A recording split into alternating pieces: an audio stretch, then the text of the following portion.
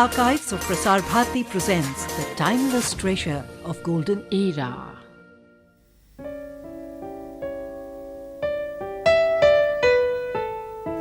In 1981, a sensitively crafted film about a lonely Anglo-Indian school teacher living in Calcutta and her relationship with a former student caught the imagination of critics and audiences alike. 36 Chowringhee Lane was skillfully handled, exquisitely formulated, and was a compassionate, straightforward narrative. Opening in the school? No! You think I want to come back to a lonely old room when I'm 60 years old? You think I want a pile of homework to keep me company in the evenings? You think I want to land up in an old people's home like Uncle Eddie? That's where you'll end up in 10 years' time, make no mistake. It was replete with striking characterizations and tender moments, and more importantly, was a remarkably perceptive film. It went on to win numerous international and national awards and heralded the directorial debut of noted cine actress and Bengali star Aparna Sen.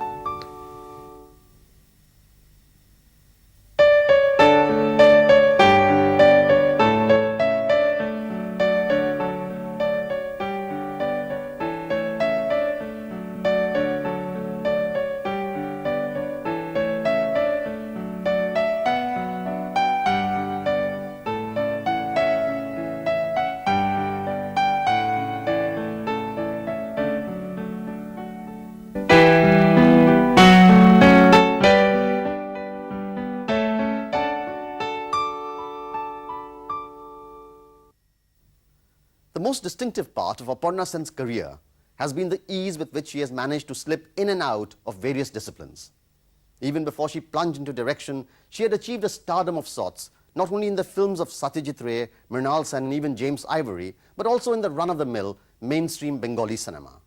As she herself admits, her formative years, her childhood and youth, was spent being exposed to films and literature.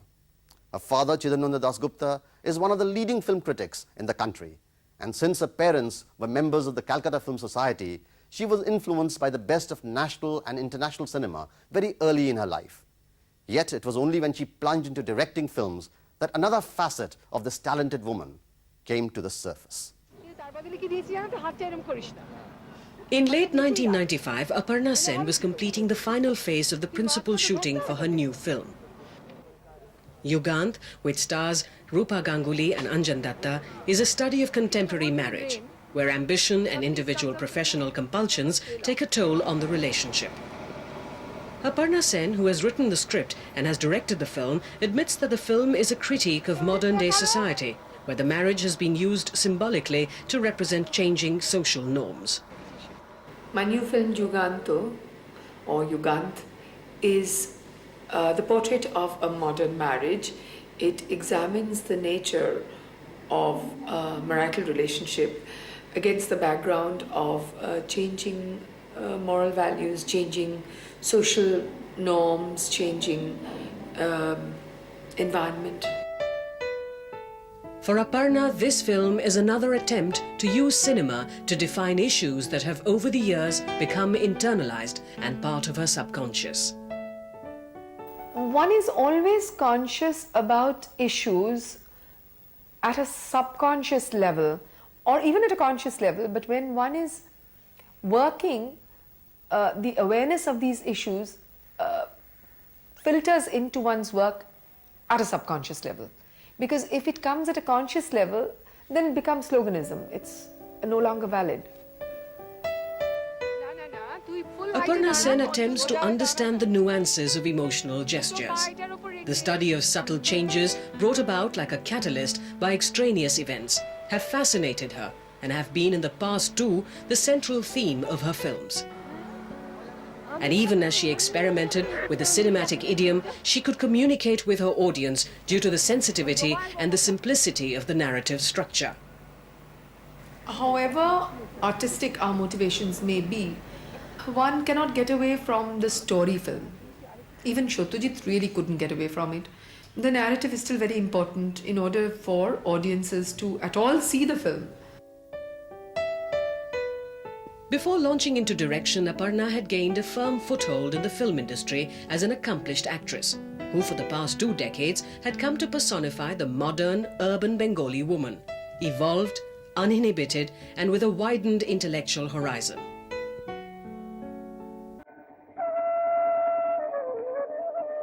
Her debut role was in the Samapti episode of Satyajit Ray's Teen Kanya, made to commemorate the centenary of Tagore.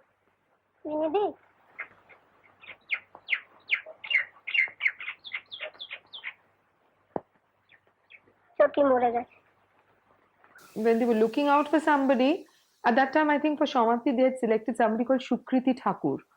And for some reason Shukriti couldn't, her family objected or something and she couldn't do it. And then he phoned my father. And it was very strange because just before that I'd been reading Shomapti, the story, because Rabindranath Thakur's centenary was coming up and everyone was very excited. And I thought, how nice it would be to play this part. And I just couldn't believe the coincidence when Manik Kaka rang up and asked for me and wanted me in the film. Aparna, only 13 years of age, was cast as the adolescent bride opposite Soumitra Chatterjee. And critics could see the birth of a significant talent as she held her own amidst such formidable names of cinema. I was a teenager, but I think at that time we were sort of very young for our age. I was very much a child, and he was wonderful with children. Everyone knows that. I mean, that's not just being said by me. It's been universally acknowledged that he was wonderful with children and handled child actors very well. He would tell me what to do. He would say, that do this, do that, walk up very slowly and raise your eyes or something like that. But I've seen him direct some people, and considering that I was a child, he didn't direct me all the time.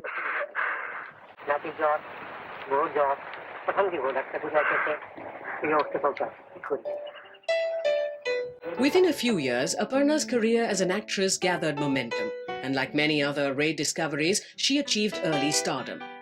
Middle-of-the-road films like Akash Kusum, directed by Mrinal Sen, consolidated that stature.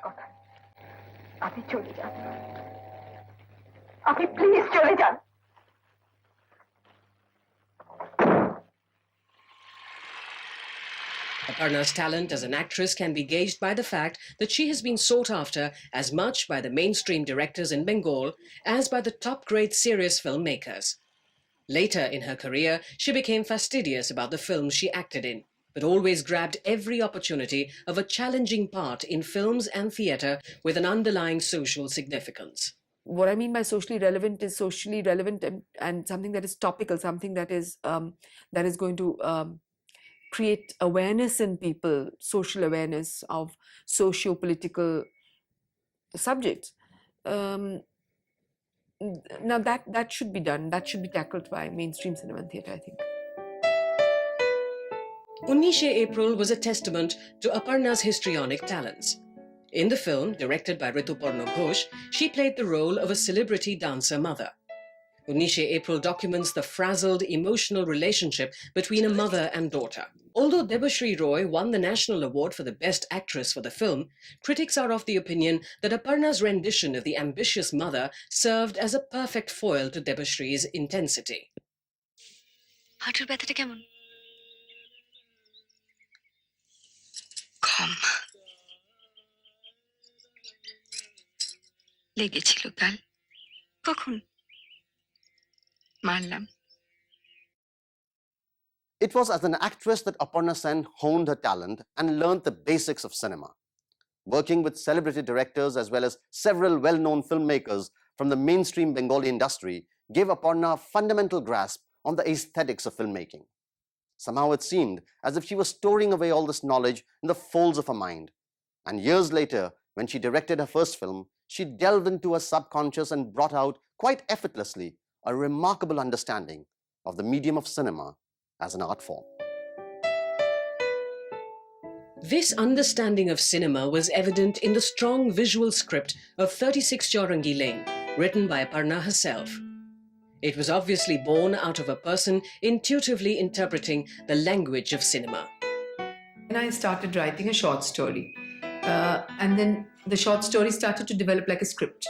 I found that I was writing dissolve and cut. And I said, I'm not writing a short story, I'm writing a screenplay. And then I thought, all right, let me just write it as a screenplay. And then I kept telling the story to people, and the details kept growing. And then I wrote the screenplay. And when I wrote the screenplay, I didn't know what to do with it. And I read it to friends, they liked it very much. And they said, but who's going to be interested in an English film? Aparna showed the script to Satyajit Ray, who was a family friend, and it was he who provided her with the confidence required to translate the script into film. I gave it to him to read it. After about a month, he asked me to come over and he said, it's very good. And he said, well, just go ahead and make the film. I said, how does one make a film? I mean, what do I have to do? He said, you have to get a good assistant director to help you as far as the continuity is concerned, left, right, and so on. Because he said when he first shot the first few spells of Pathir Panchali, he said the film wouldn't cut because it was all, they couldn't edit it. They had to reshoot that portion. It was very interesting to know that. And I said, all right, I have some idea of left and right being an actress because and some idea of action continuity. He said, in any case, that your assistants are supposed to do. You don't have to worry about that. You have to get a good production controller. You have to find a producer to produce the film. So he suggested Shashi Kapoor's. 36 Chowringhee Lane was produced by Shashi Kapoor and is remembered as much for the brilliant tour de force performance by the late Jennifer Kapoor as it was for Aparna Sen's debut as a film director. Oh, it'll only be Wendy McGowan on the telephone. Now she'll talk for an hour about the new changes. You're... Sorry, you were eating. Jennifer was a dream to work with, any director's dream, and she was quite wonderful. She, the way I worked with her was I had read the script out several times, and she was there at every single reading. Mind you, there was hardly ever any need to direct her. Just once in a while. And then one day she said to me something that was, I thought, very nice. She said, at this point, you know Miss Stoneham better than I do. When I take over, I'll let you know. Set in Calcutta, the film told the story of the loneliness of a retired Anglo-Indian school teacher who suddenly finds hope of companionship when she meets one of her former students. Oh, Nandita! Hitchhire! Yes. My, how you all have grown, eh? Oh, sorry. Another very good scene was when the couple come and sort of, they persuade her to give them the flat, and they, tell her that she's their patron and so on and so forth. And the way she's almost sort of half flirting with the young man. And she's a little silly, and yet there is an element of maidenly shyness. All that was, I just told her once, just remember, Jennifer, that you're a virgin. I mean, even at this age. It is in the carefully plotted details and the choreographed emotional graph of the film that one can see a discerning director at work. I had expected people to like the film because since I liked it, why shouldn't people like it? That was my logic. I had expected it to, win such accolades, and didn't expect people to, really go so overboard about it. And then there was a constant sort of pressure, peer pressure on me to keep making films. If 36 Chowringhee Lane was praised for its cinematic treatment and gentle, compassionate look at a marginalized section of society, it was only with her second film, Paroma, that Aparna Sen was actually accepted as a formidable artist in touch with her immediate reality. Kakima, aspirin ache? Ranga pishimar matha dhoreche. What is your name, actually? A friend of mine who was in school with me was really the inspiration behind Paroma. She was a very beautiful girl. She was good in sports. She was good at recitation, elocution. She was a brilliant student. I went to her son's Onnoprashon, her rice ceremony, and I found her behaving in so many different roles. When she saw us, she said, "Oh, hello, Aparna, hi," and she was like a schoolgirl. And then somebody came and touched her feet, and she blessed that person. She was immediately in the role of a senior, a gurujan, And then another lady came and she touched that lady's feet and she said, "Oh, Mami Ma, how are you?" etc. And I thought, where is the girl I knew in school? Is her identity lost? Is her identity completely lost in this crowd of roles that she has to keep playing? And this set my mind thinking. আপনাকে না সাজলেও সুন্দর দেখায় সত্যি devastating করে দেখছো কি গুণ এবার কত হলো One day I said, she's looking lovely, and I said, "How lovely you look." She said, "Oh, thank you," and she looked so pleased. I said, "You don't have to be so pleased. You know you're beautiful." She said, "No, nowadays, one compliment nurtures me for 1 month." I mean, they're so difficult to come by. I feel that there's so little in my life. I didn't immediately write it. It takes me a long time to cogitate over a script. Paroma told the story of a woman who unwittingly falls in love and has an affair with an itinerant photographer, leading to an awakening of her dormant feelings and search for a meaningful relationship. তো আমাকে বললেই হতো পাহাড় দিচ্ছ কেন My basic preoccupation is the loneliness of an individual deep down inside. Now a lot of critics are talking to me about it, They keep asking me, they keep trying to see the underlying theme. Paroma was a trendsetter of sorts, one of the few films made in India which tried to understand a woman's sexuality outside of a mundane marital relationship, and that too from the point of view of a conservative middle-class housewife. The film was not universally liked. Lots of people hated it, I remember that when I went for the premiere was upstairs and the downstairs was open to the public.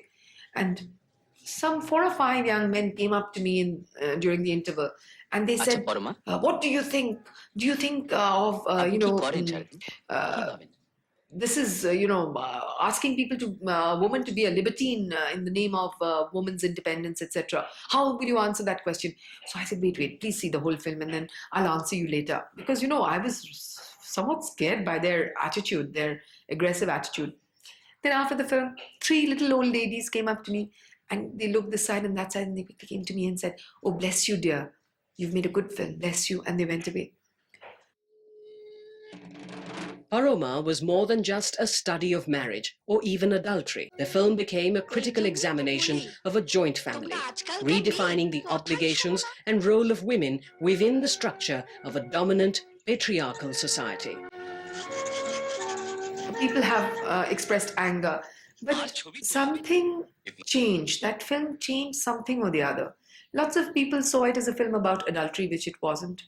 Only recently are people beginning to see it as a film about a quest for identity or a film about loneliness. In both her films, the significant aspect was the brilliant acting she drew out of her stars. Many critics have attributed this to Aparna's own experience as a consummate actress. Being an actress myself, find it easy to handle actors the way Shatrujit handled his actors, I mean, I don't, when an actor is very good, I don't interfere. But I know exactly what I want from the actors and I can usually tell them how to execute what I want from them. Paroma too, like 36 Chowringhee Lane earlier, demonstrated the eye for detail. And the carefully orchestrated scenes explained the social context and later took on the role of symbols. It was with this that the film reached its artistic height. Aparna Sen's films are dominated by carefully etched female characters. Her concerns are obvious: to study the repression and the need to underscore and articulate the experiences of a woman living within the confines of a society which is not responsive to her aspirations, and also to understand her loneliness.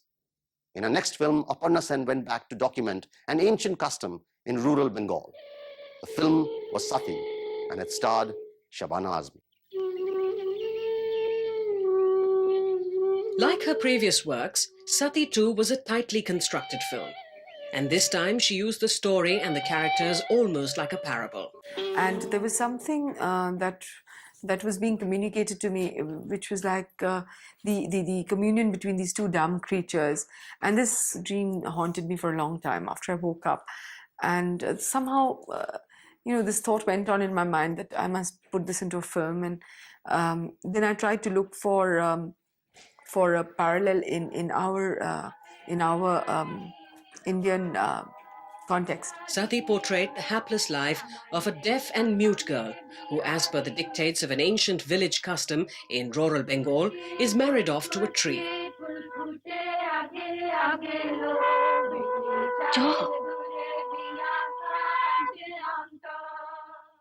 In telling the story, Aparna puts under a microscope the social environment which allows and endorses such a practice. Ete gandha pushpe. Sati took a very long time to make. So in the process, what happened was that I also examined what it would be like if we went back to those times, what with the Hindu fundamentalists and fundamentalists of all kinds rearing their ugly heads. I thought, what would it be like to go back to times like that, which we could well do. Which we could well do considering the way things are going. And all this new Hindutva, which I find absolutely appalling and retrogressive.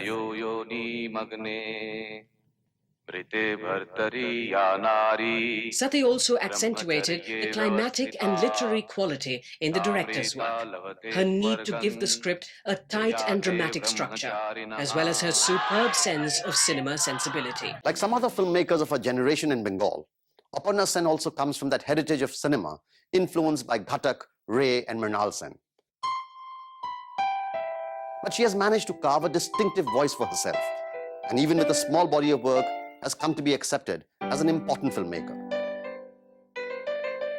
Her work as an actress, as an editor of a leading Bengali women's magazine, as a theatre person, all add up to shaping a unique personality. It is perhaps the synthesis of the various creative activities she is involved in which ultimately gives Aparna Sen that special insight.